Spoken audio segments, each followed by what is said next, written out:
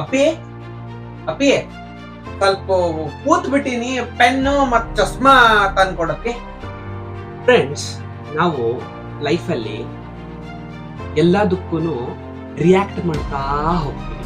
So ಒಂದು problem ಕೊಟ್ರೆ ಕಿರಿಕಿರಿ ಮಾಡ್ಕೊಡೋದು ನೋಡಿ, ಹಣೆ ನೋಡಿ ಗಂಟಾಗಿ ಮಾಡ್ಕೊಂಡಿರ್ತೀವಿ ಆಲ್ಮೋಸ್ಟ್. ಅದಕ್ಕೆ ನಾನೇನ್ ಮಾಡಕ್ ಶುರು ಮಾಡಿದೆ ಅಂದ್ರೆ, ರಿಯಾಕ್ಟ್ ಮಾಡೋ ಬದಲು ರೆಸ್ಪಾಂಡ್ ಮಾಡಬೇಕು.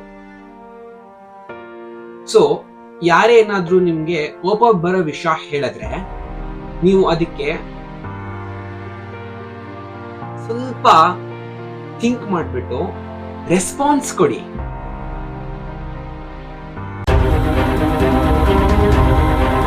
ಸೊ ನೀವು ರೆಸ್ಪಾನ್ಸ್ ಕೊಟ್ಟಾಗ ಅದು ಬೇರೆನೆ ಆಗುತ್ತೆ.